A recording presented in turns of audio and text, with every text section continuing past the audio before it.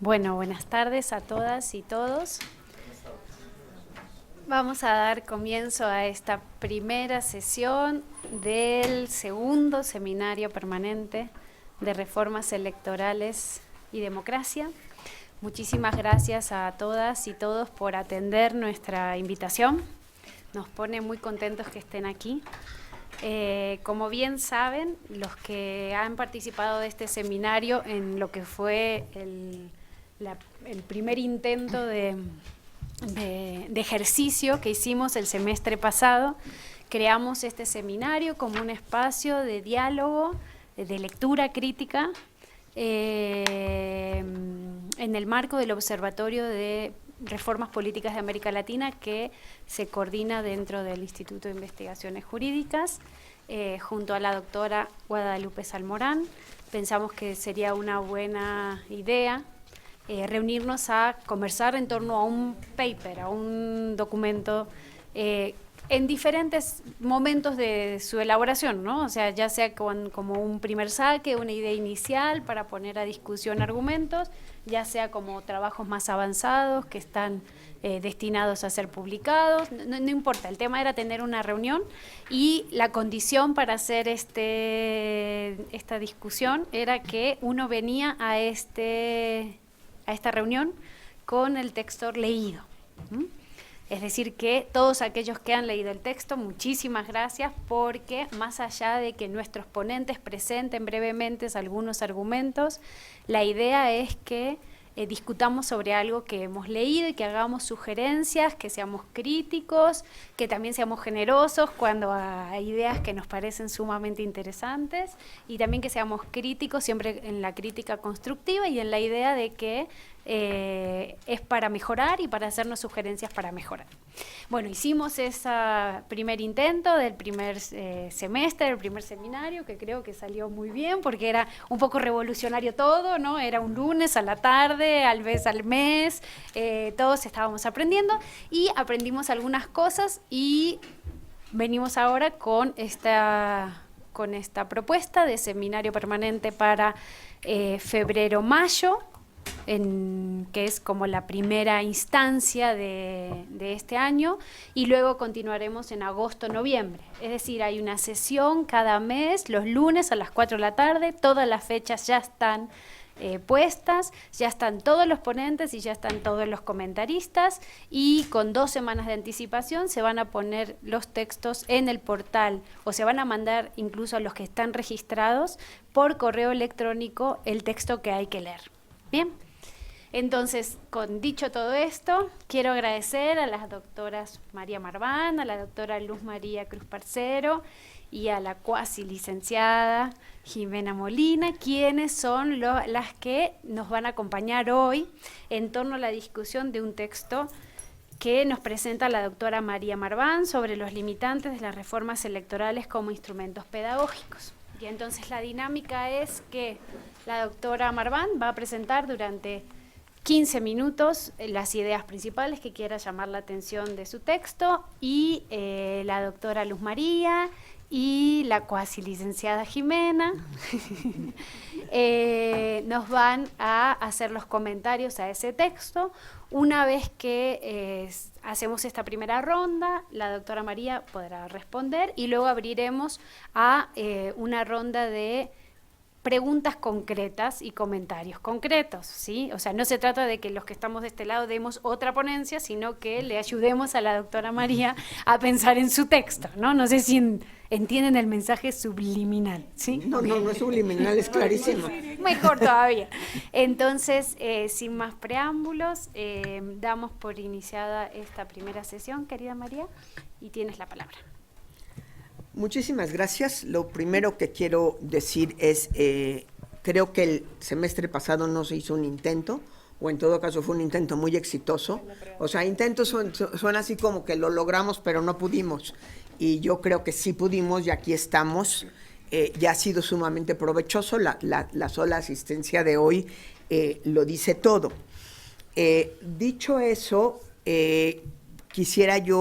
puse una nota aclaratoria, es un texto realmente embrionario, quedamos que podían ser textos no acabados, pero este quedó bastante más inacabado de lo que yo esperaba, y ahora explico un poco por qué. La preocupación central en la que me he ido metiendo es tratar de entender algunas de las lógicas de por qué en América Latina tenemos tantas reformas en el ámbito electoral tan seguidas, abarcando muy diferentes campos propiamente del sistema electoral y el sistema de partidos.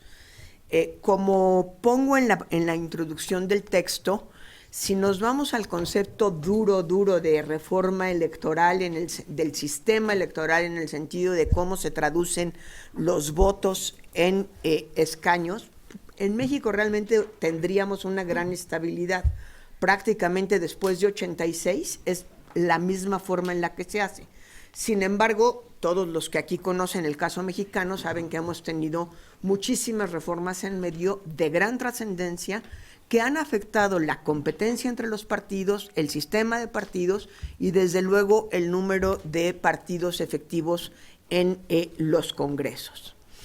Llamó de manera particular mi atención las primarias de agosto del año pasado en Argentina, en donde viéndolas desde fuera y poniendo atención única y exclusivamente a las primarias presidenciales, lo que vimos es que eran unas primarias que en realidad todas las opciones iban con candidatos únicos. Y había todo un discurso, que aquí es donde yo lo quiero empatar con México, había todo un discurso de que a través de esta reforma iban a democratizar a los partidos y a enseñarles cómo seleccionar candidatos de tal manera que esto fuera un proceso más democrático y no nada más un acuerdo entre las élites partidistas. Ilusa yo pensaba que las elecciones presidenciales eran presidenciales y eran sencillas, y la verdad es que me fui enfrentando a que las elecciones presidenciales, el sistema electoral y las elecciones presidenciales en Argentina en realidad son muy distintas a lo que en México conocemos como elecciones presidenciales, y eso me consumió más tiempo. Todo esto para decirles cuál es mi pretexto para presentarles algo tan embrionario. De verdad, me da mucha vergüenza, pero peor era cancelar. Entonces, voy de ahí a lo que he estado trabajando y haré algunos esbozos de cómo pienso compararlo con procesos mexicanos. Resulta que en el año 2009 hubo una reforma electoral argentina, otra vez que no tenía que ver con cómo traducir los votos en escaños, sino fundamentalmente con cómo acometer el problema, o lo que en ese momento se consideraba un problema en Argentina, de la cantidad de partidos políticos y la cantidad de opciones políticas y la cantidad de listas electorales que se presentan al proceso electoral. A partir del año me voy a ir todavía un poquito más para atrás, y ojalá les sirva de contexto para quienes conocen tan poco del caso argentino como yo conocí antes de empezar con esto. A partir del proceso de transición a la democracia en 1983, empieza a haber un crecimiento de partidos políticos. En Argentina, como lo dejo delineado, digamos, en el texto, es realmente muy sencillo formar un partido político. Los requisitos son mínimos y lo más importante es, hay muchos partidos que son realmente distritales, entendiendo por distrito nuestros distritos electorales, ahí sí podemos hablar de lo mismo, o provinciales pensando en nuestros estados. Y esos partidos distritales o provinciales, que no de entrada se clasifican como tales, sí tienen la posibilidad de presentar candidatos en las elecciones federales, cuestión que en nuestro país desde 1946 se prohibió. Una de las reformas que hizo que el partido hegemónico fuera tan fuertemente hegemónico fue precisamente eso, obligar a los partidos que querían presentarse en las elecciones federales a hacer realmente una fuerza nacional. En Argentina no hay nada que se le parezca a eso, y por eso podemos hablar de un número bajo, pongo bajo entre comillas, de 200 partidos, o un número alto de más de 300 partidos. Estos 300 partidos o 200 partidos que se mantuvieron en 200 partidos más o menos de 1983 hasta el 2001, subían un poquito, bajaban un poquito en cada proceso electoral. Cuando viene la fortísima crisis económica del 2001, pasan a 360 y pico, ¿sí? Y esto también multiplica las listas electorales. Ahora explico las listas electorales. Si bien había todos estos 200 partidos, la realidad es que siempre ha habido, en términos generales, muy, muy generales, una serie de alianzas y coaliciones que se juntan en dos grandes tendencias: los peronistas y los radicales, y casi podríamos decir, después de Kirchner o con Macri, los antiperonistas. Serían como las dos grandes tendencias. Eso no quiere decir que no haya una cantidad importante de opciones locales sumamente personalizadas. Y la forma en la que realmente suceden las elecciones presidenciales es que se empiezan a generar grandes alianzas alrededor de un lema o de una propuesta específica que va tratando de sumar los liderazgos locales que han ido formando los diferentes partidos. Inclusive el tiempo con el que pueden formar partidos es apenas unos meses antes de la elección. Entonces, para la elección de agosto, todavía en febrero se estaban formando partidos.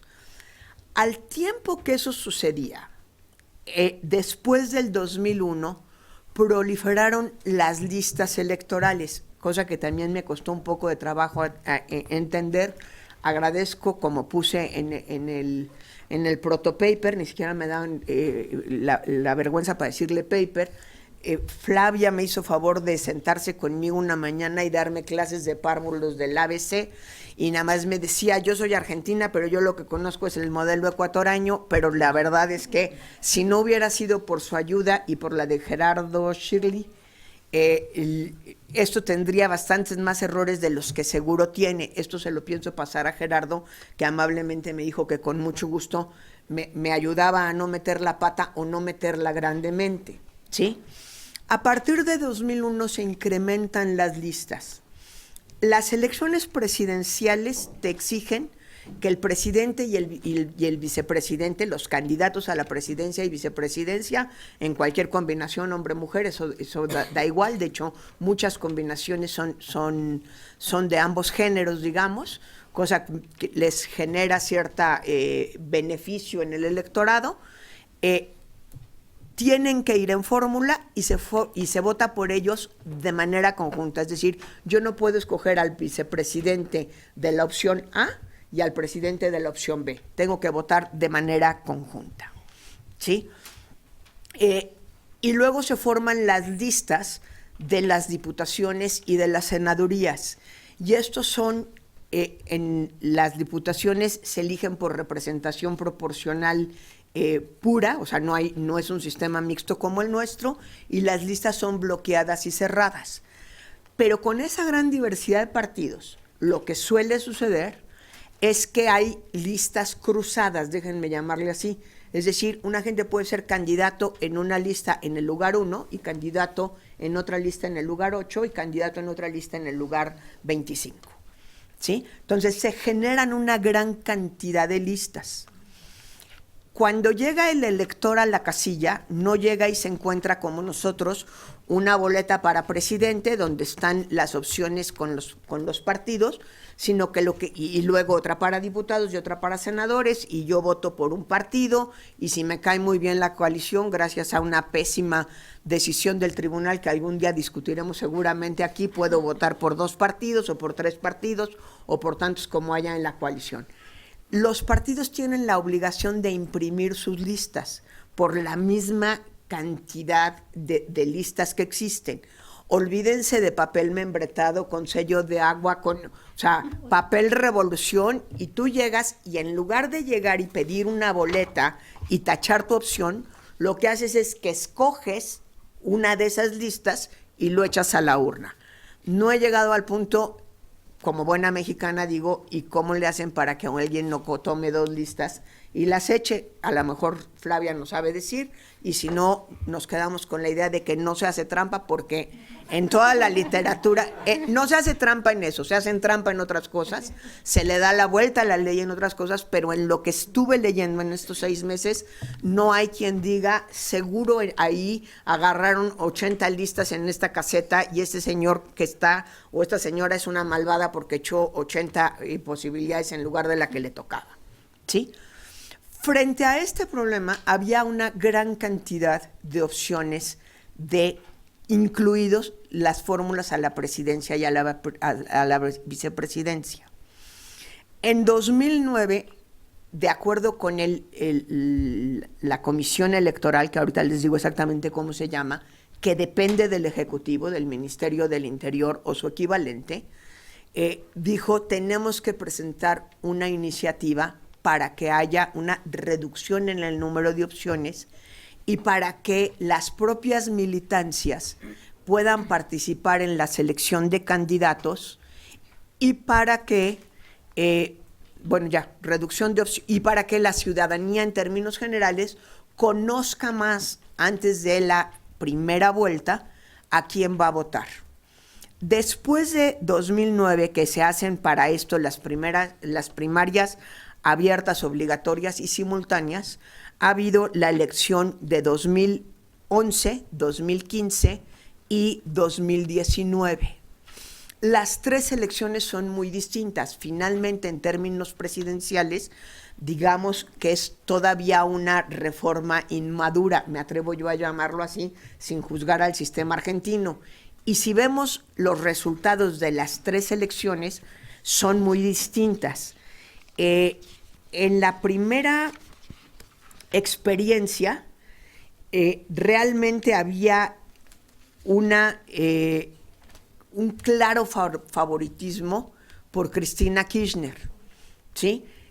Casi las elecciones primarias podrían haber sido las elecciones generales que les llaman, porque ya era muy evidente la delantera que llevaba.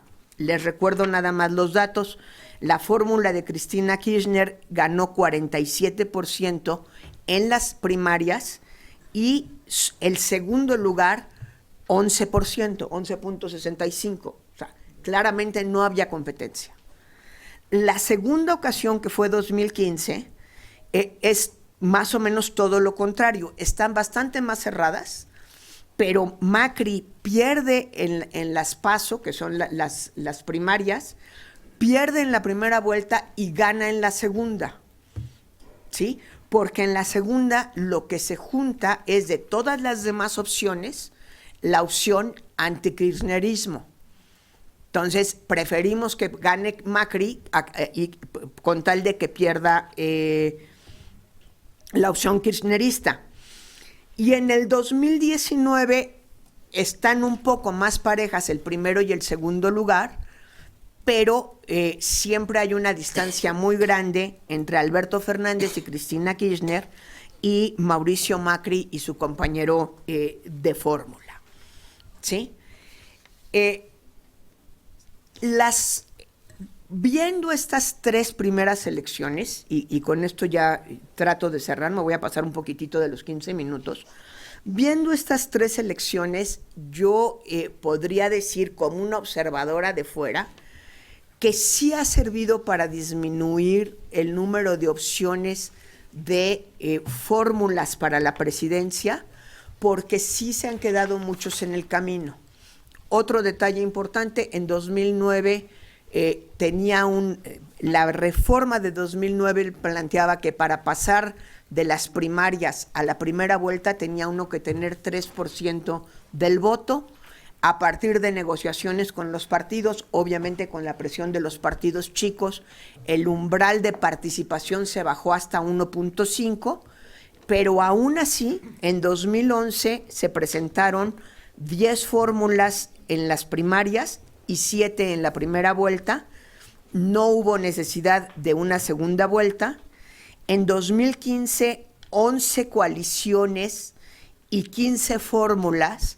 Eso quiere decir que las coaliciones, algunas no habían decidido quiénes eran la pareja a la que iban a impulsar, y se redujeron, cuéntenlo como quieran, de 11 fórmulas de 11 coaliciones o de 15 fórmulas a 6 fórmulas para presidente y vicepresidente, presidencia y vicepresidencia, y en 2019 de 10 a 6. Entonces, sí podemos decir que hubo un efecto, que se cumplió uno de los efectos buscados de reducir el número de opciones que se tenían para votar para la presidencia. Lo que no se votó lo que no se logró y en 2019 fue muy claro, fue que fueran elecciones más democráticas al interior de los partidos y que la ciudadanía conociera mejor a los candidatos. Yo sostengo que no se logró, sobre todo que las elecciones fueran más democráticas al interior de los partidos, porque los partidos se ven obligados a armar con mucho tiempo antes una coalición que pueda tener fuerza en todas las diferentes provincias, regiones y distritos de Argentina para poder realmente construir una opción nacional, que eso es algo que nos es muy ajeno, ¿sí? La experiencia de 2019 fue que las alianzas se empezaron a construir, sobre todo las dos alianzas principales, la del propio Macri, que estaba en la presidencia, donde se permite la reelección por una sola ocasión, y la de Alberto Fernández, prácticamente un año antes, y visitando lugares y hablando con los jefes de los diferentes partidos más chicos, más grandes, más cercanos al peronismo, los de Alberto Fernández, más cercanos a Macri, los del propio Macri, para decirles, apóyame y vamos juntos. Este proceso de construcción de alianzas creo que hace prácticamente imposible que una sola alianza presente dos fórmulas distintas para la presidencia. Evidentemente habría que analizar ahora qué pasa en Cámara de Diputados y en Cámara de Senadores, porque la coalición está basada fundamentalmente en las personalidades de las y los candidatos que están compitiendo por la presidencia. En este año, en el 2019, fue especialmente desastroso, si nos acordamos de lo que sucedió en Argentina, las elecciones primarias, porque Macri, no solo al verse en segundo lugar, sino en un distante segundo lugar, tan distante que no se necesitó una segunda vuelta, hizo un discurso que fue calificado por la opinión pública argentina y los propios partidos como muy irresponsable, y al mismo tiempo no tomó una serie de acciones que en su calidad de presidente pudo haber tomado, que provocó una gran devaluación de la moneda argentina. Por un lado dijo, la economía se va a desestabilizar por su culpa, por haber votado por el peronismo, pero además se encargó que fuera una profecía autocumplida. Como presidente no convocó al Banco Argentino, al Banco Central Argentino, no detuvo la fuga de capitales, y sí entró Argentina en una grave crisis, pensando él que con eso probablemente podría ganar en las primarias. Después, 2 días después de las elecciones, ratificó, pidió perdón al pueblo argentino por lo que había dicho, pero el daño estaba hecho. Eso fue lo que a mí me hizo decir, las primarias no solo no funcionan, sino que además tienen graves consecuencias. Entonces, ya fui trabajando y ya sé para qué sí funcionan, para qué no funcionan, pero creo que de cualquier manera puedo sostener mi tesis, que lo haré analizando una vez más el modelo de comunicación política instaurado en México en 2007, que como muchos de ustedes que me han leído o me conocen saben que yo le tengo muchísimas críticas, en donde yo digo, no importa cuántas prohibiciones les pongamos a los partidos de lo que pueden y no pueden decir en México en los procesos electorales, no vamos a evitar las quejas, y las quejas tienen graves consecuencias en términos de la judicialización de los procesos, y yo sostengo que los efectos no deseados del sistema mexicano, del modelo de comunicación política en el sistema mexicano, son más perjudiciales que los beneficios que ha traído. Esa es un poco la lógica sobre la que estoy trabajando. Me pareció fascinante meterme al ámbito argentino, y yo con eso termino casi a los 20 minutos. Una disculpa. Sí. Aquí ya, gracias.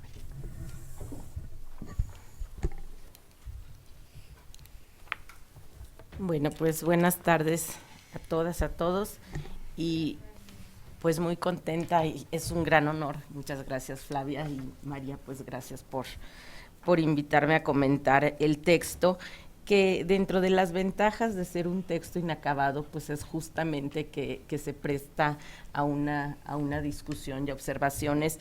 Quizá las reflexiones que yo hice al leer tu texto, me parece que son así como muy de bote pronto, tratando de entender la lógica de lo que estabas tú tratando de decirnos con ese texto, porque de entrada el título atrajo mi atención. Le pones limitantes de las reformas electorales como instrumentos pedagógicos.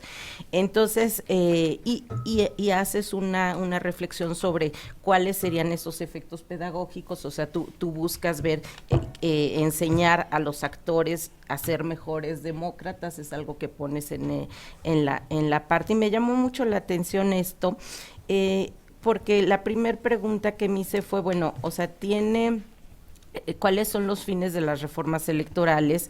Si son más pedagógicos o tienen estos fines políticos, desde la literatura más clásica de Douglas Ray, de todos estos autores, donde se identifica que hay una clara intencionalidad política que responde más a una dinámica de transacción entre las distintas partes representadas en el proceso legislativo, que un proceso más o un proyecto más compresivo, general de diseño, como más en términos de políticas públicas, de ver hacia dónde vamos, ¿no? Sino que más bien son este tipo de negociaciones o acuerdos.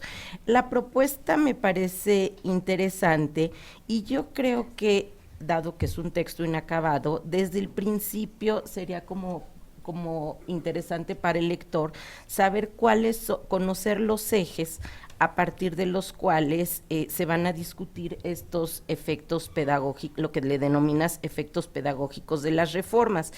Si lo que se busca es que las reformas electorales incorporen el elemento pedagógico para enseñar a los actores a ser mejores demócratas, los aspectos a revisar serían distintos a los que se plantearían si la propuesta es extraer lecciones de la puesta en operación de las reformas, ¿no? O sea, como hay que ver qué es lo que se está buscando en el texto.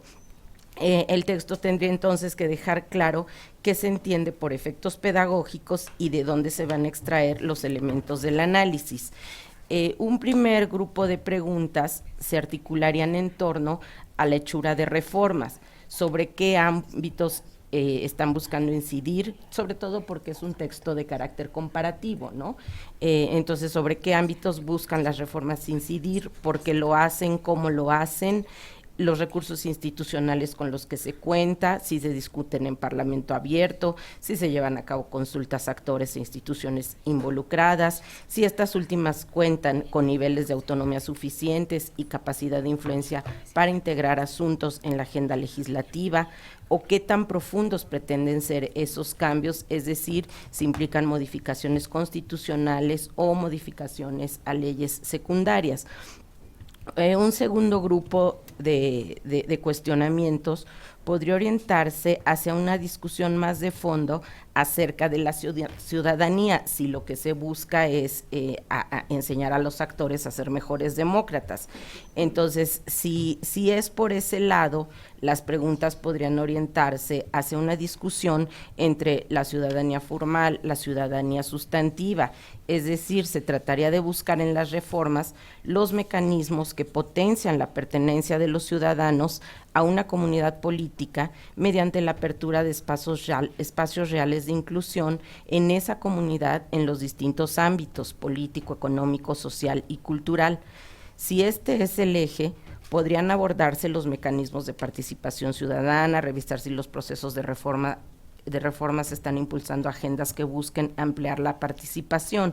Digamos, aquí hay todo un tema también muy explorado en la literatura latinoamericana, particularmente Alicia Licidini, que ha estudiado todo lo de las formas de democracia directa, y lo que ha encontrado es que no necesariamente, a pesar de que sí se han ampliado los mecanismos de democracia directa, esto no necesariamente se ha traducido en mayores espacios para la deliberación, o sea, no hay, y entonces entonces tratar de construir una agenda para una ciudadanía más participativa, pues no necesariamente pasa, al menos empíricamente no está demostrado que haya una relación directa, pero digamos, son como temas que me surgen a partir de lo que escribes en el texto.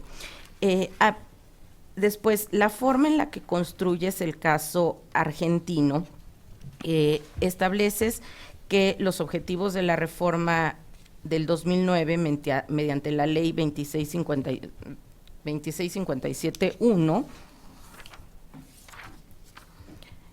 buscaba que las elecciones contaran con un mayor grado de legitimidad previa y volver a contar con partidos sólidos y representativos. Al preguntarte por los efectos de la implementación de las primarias abiertas obligatorias simultáneas, las PASO, estableces que esto permitió la articulación de dos grandes opciones, así como la reducción en la oferta de coaliciones presidenciales mediante la eliminación de fórmulas que tenían pocas posibilidades de obtener apoyo a nivel nacional. También reconoces en el trabajo que no se logró ordenar la oferta electoral, fortalecer a los partidos políticos y tampoco ha servido para que la gente seleccione a sus candidatos. Y al final de esto me llamó mucho la atención porque quizá es algo que yo tampoco haya entendido del propio sistema electoral argentino y me pareció que tampoco queda explícitamente claro aquí, es, estableces que aún es temprano para hacer una evaluación definitiva del paso y dices que, y te cito, el objetivo de democratizar internamente a los partidos no es posible comprobarlo a través de las elecciones presidenciales. Es necesario hacer un análisis de las elecciones para diputados y senadores y ver provincia por provincia y distrito por distrito cuál es el porcentaje de ocasiones en los que el electorado ha tenido más de una opción por coalición.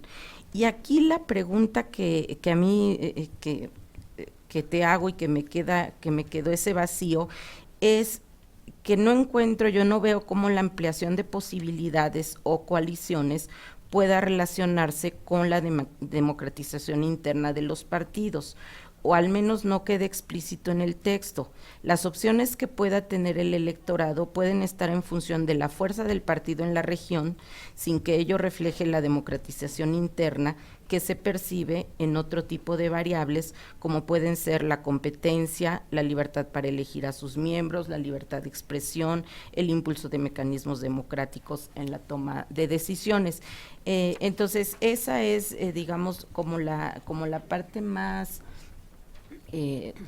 ahí no sé ahorita que nos respondas, no sé si sea por mi falta de comprensión del sistema o tiene que ver con otras variables. Entonces, bueno, en términos generales, lo que puedo decir es que sí me parece un texto necesario, pero necesario aclarar también desde dónde estamos bien, desde dónde estás queriendo tú ver la pedagogía, ¿no? ¿Qué es lo que se le va, qué es lo que vas a analizar? Y sería interesante pues que desde el principio se pudiera, el lector pudiera recoger esa propuesta. Esos son mis comentarios. Muchísimas gracias.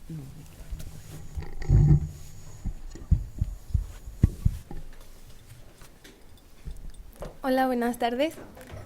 Antes de comenzar, me gustaría agradecer a la doctora Flavia Freidenberg y a la doctora Guadalupe Salmorán por brindarme la oportunidad de participar como comentarista en esta primera sesión del seminario permanente sobre reformas electorales y democracia.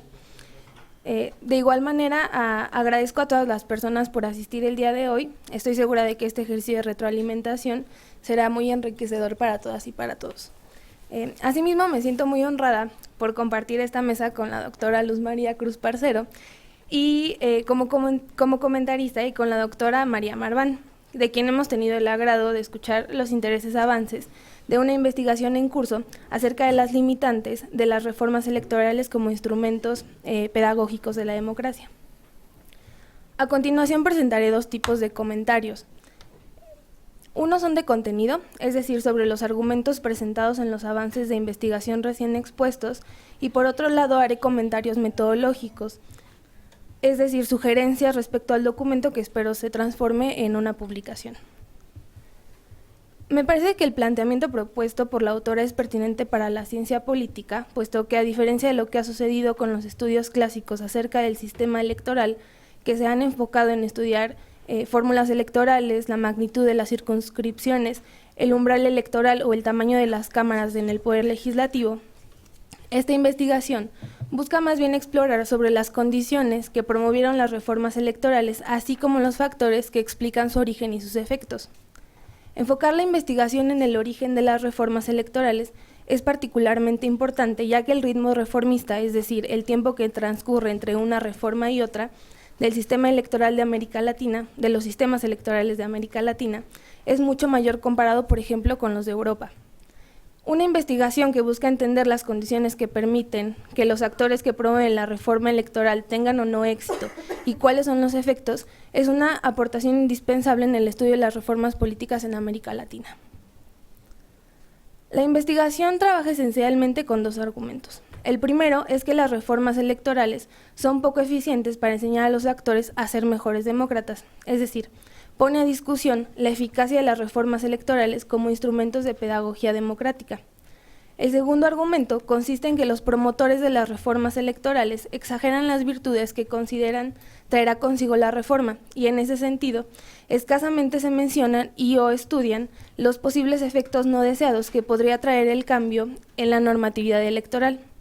Para sostener los dos argumentos, el texto plantea hacer una investigación comparada sobre los procesos de reforma electoral en Argentina desde la reforma de 2009 hasta las elecciones presidenciales de 2019, y también busca analizar el caso de México. Una vez aclarado de dónde partimos, me permitiré dar comienzo a los comentarios de contenido.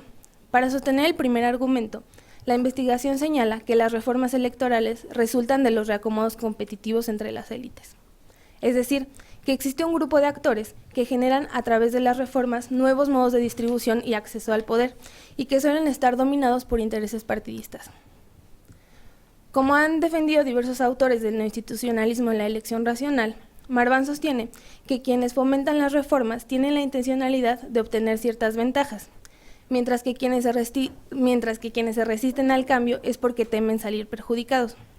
De acuerdo con Pipa Norris, esta corriente de explicaciones no considera como determinantes las demandas u opiniones de la población, e incluso descarta que sea determinante la intervención de otros actores institucionales, como por ejemplo el Poder Judicial, los actores de cooperación internacional o los organismos internacionales.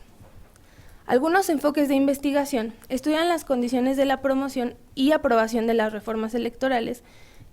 Algunos enfoques critican el enfoque racionalista. Esto significa que ciertos autores consideran que esta perspectiva simplifica la compleja realidad de un proceso que implica múltiples motivaciones de diversos tipos de actores.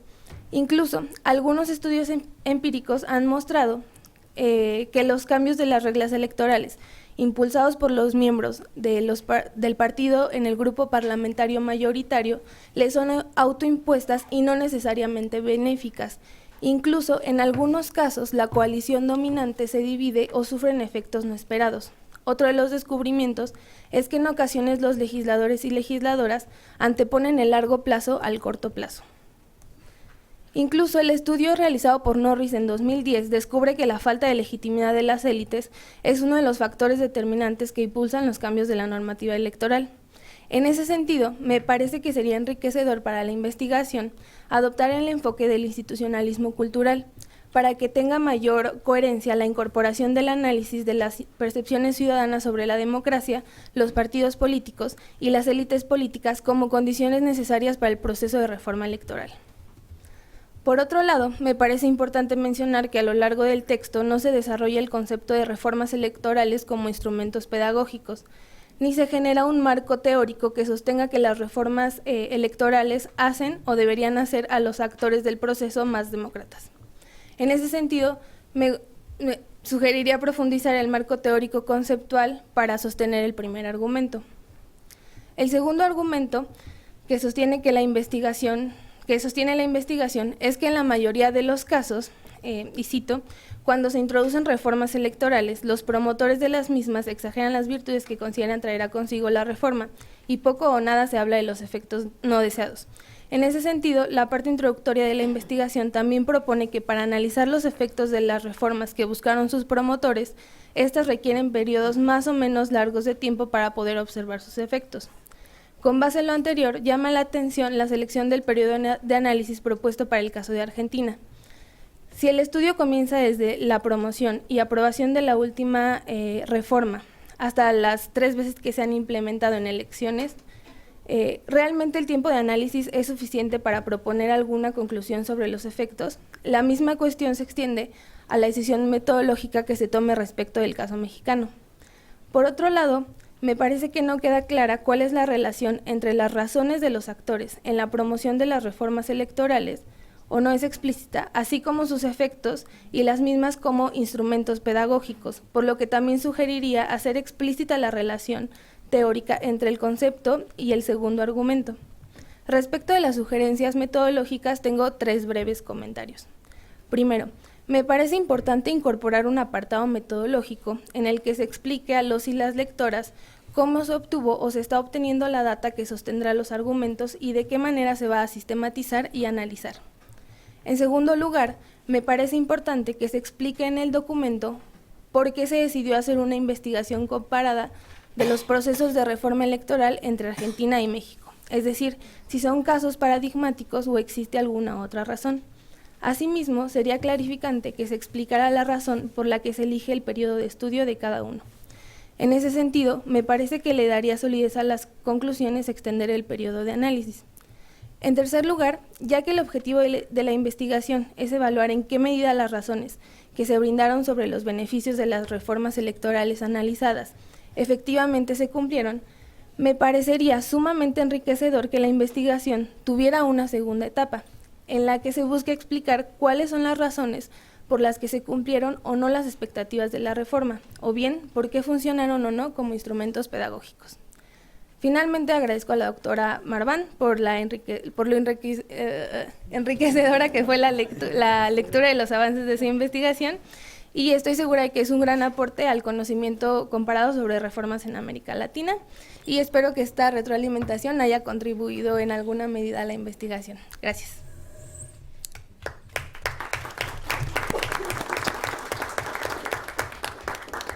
Bueno, antes que nada, muchísimas gracias a mis dos lectoras.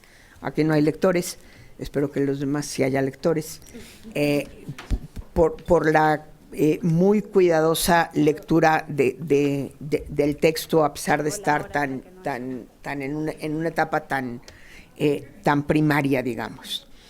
¿Sí? Ciertamente, y no está explícito, y ahora me doy cuenta claramente que no está explícito, no todas las reformas tienen fines pedagógicos ni se justifican como tal. Ciertamente, sí, todas las reformas tienen una finalidad y una intencionalidad política que supone un reacomodo entre las élites. Mi preocupación es quizá mucho más de los argumentos que legitiman algunas reformas.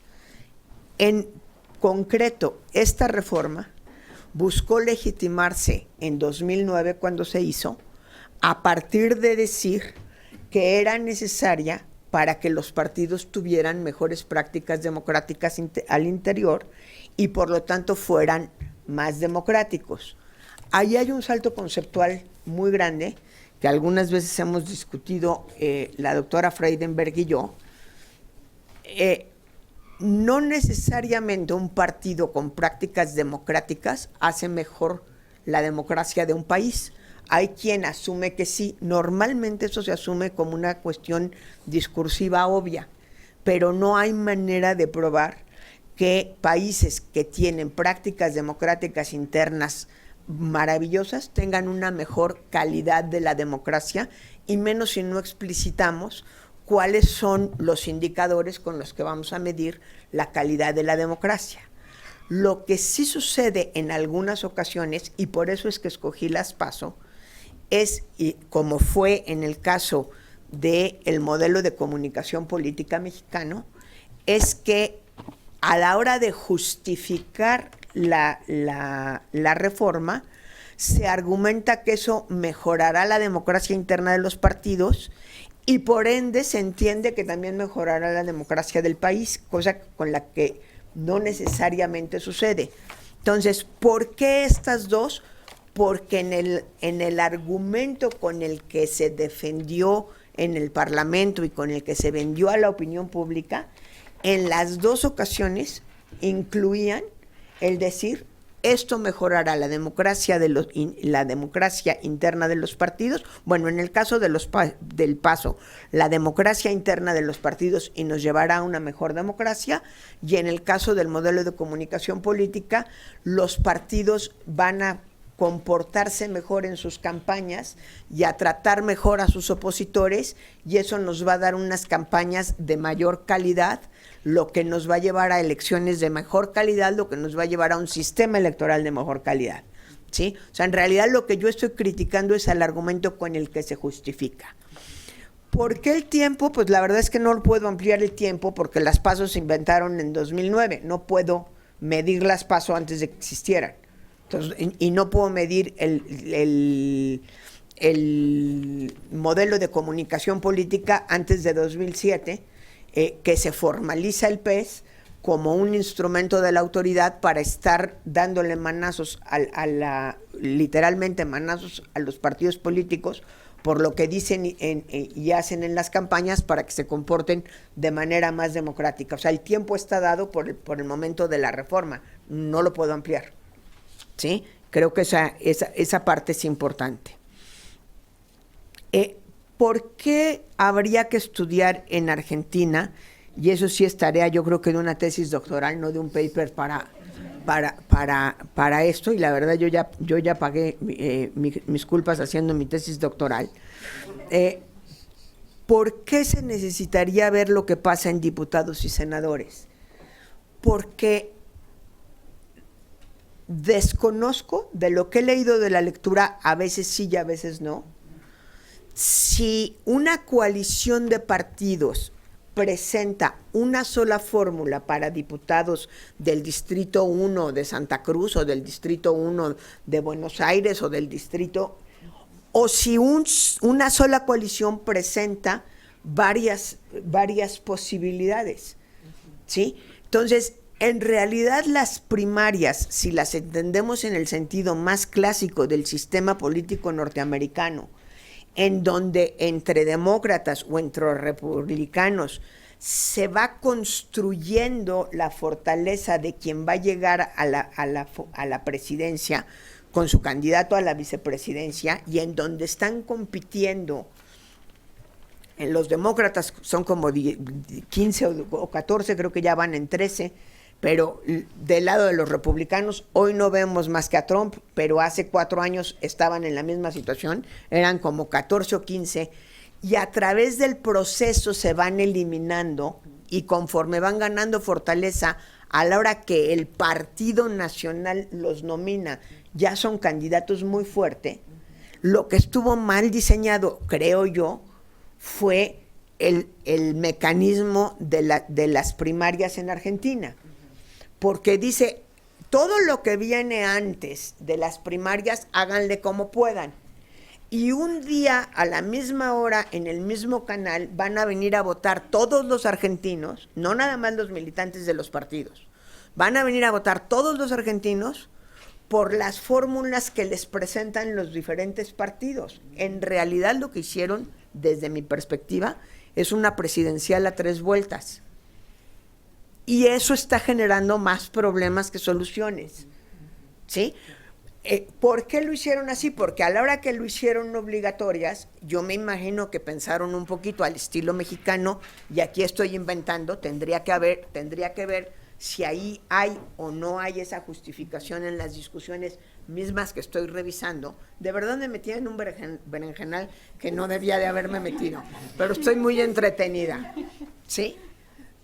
¿Qué es lo que dijeron? Si un día son las de los justicialistas de la corriente peronista y nos presentan 5 candidatos, pues van a venir, y como están abiertas a todo mundo, porque no se requiere militancia, porque no te exigen tu credencial de militante, sino que son a población abierta, cosa que en Estados Unidos no son así las primarias, pues van a venir los macristas que quieren que pierdan los justicialistas a votar en contra de la fórmula que no quieran, cosa que en México siempre se ha discutido. Si haces una votación abierta, un día antes era el PRD y viene a votar quien quiera, pues tú puedes mover a las bases electorales para que vayan en contra de quien te hace más daño, ¿sí? Entonces, eso lo evitaron diciendo, el mismo día, a la misma hora, por el mismo canal, votan todos por las primarias. En realidad no son primarias. No, por lo menos en el sentido norteamericano, de ir haciendo una criba para fortalecer al que al final va a nombrar el partido. Y el proceso de negociación se hace en otro lado y se presenta ya acabado. Entonces, creo que eso es lo que está sucediendo, y sí habría que ver qué pasa con diputados y senadores, porque sí nos es muy ajeno a la realidad mexicana el que tengan 300 partidos, el que yo mañana pueda, o sea, nos podemos juntar los que estamos aquí y formar un partido, y mañana nos dicen, pues presenten su candidatura. Nada más va a servir para el distrito de C1, no importa, ustedes presenten su candidatura, pero va a ir a competir para el, no solo para el Congreso de la Ciudad de México, sino también para el Congreso Federal. Y en una de esas es chicle y pega, y ponemos una candidatura tan sexy que sí llegan partidos que tienen una representación que se limita a 3, 4 distritos, sí llegan al Congreso Federal. Por eso también es muy importante ver cómo se fue incrementando el número de partidos efectivos en el Congreso, y eso, desde luego, complica todos los procesos de negociación en el Congreso. Creo que con eso más o menos resuelvo los principales temas, y ciertamente sí hay que ordenarlo, hay que ordenar la discusión y hay que partir claramente. Creo que finalmente el centro, y me ayudan mucho ustedes a aclararlo, de mi discusión es con qué argumento se justifica una reforma electoral, porque nunca se justifica diciendo yo quiero más poder, nunca, ¿sí? O sea, uno sí puede analizar y decir, a ver, esta la está impulsando tal partido porque quiere mejores condiciones, porque si mueve estas cosas le va a ir mejor, ¿sí? O en el caso de México, muchas veces el impulso de una reforma electoral es porque asumo que me fue mal en la elección del año pasado por culpa de las reglas. Entonces voy a buscar qué reglas hicieron que me fuera mal para cambiarlas, ¿sí? Pero nunca se presentan así. Y no todas las reglas se justifican diciendo, con esto vamos a lograr una mejor calidad de la democracia, porque los participantes, a nivel de partidos, a nivel de candidatos o a nivel inclusive de ciudadanos, van a ser más demócratas gracias a esta reforma. Ese es todo mi pleito con la limitada capacidad pedagógica de las reformas para educar. Lo que hemos visto en México es que las reformas lo que han hecho es más creativos a los partidos y a los candidatos para darle la vuelta a la ley. Eso es lo que han hecho, y mientras más prohibiciones ponemos, más creativos se vuelven, más incrementa el nivel de litigiosidad, y yo sostengo en otros trabajos que esa litigiosidad ha contribuido a que en términos generales la ciudadanía diga, en México cada vez tenemos peor democracia. O sea, llega un momento en que ya no saben quién se está peleando con quién. Yo nada más sé que fueron al tribunal, el tribunal le dio la razón a uno y... ay, qué bueno que veo el agua. El tribunal le dio la razón a uno y el que perdió sale a decir, el INE no sirve o el tribunal no sirve. Si al día siguiente le dan la razón al que dijo que no servía, al que le dieron la razón el lunes, el martes va a salir a decir, el INE no sirve y el tribunal no sirve. Y la convicción de la gente cada día más es, no importa qué hagamos en el sistema electoral mexicano, la autoridad no sirve, los partidos no sirven, ergo no sirve la democracia. Y eso está haciendo mucho daño. Ese es un poco mi argumento. Muchísimas gracias, María.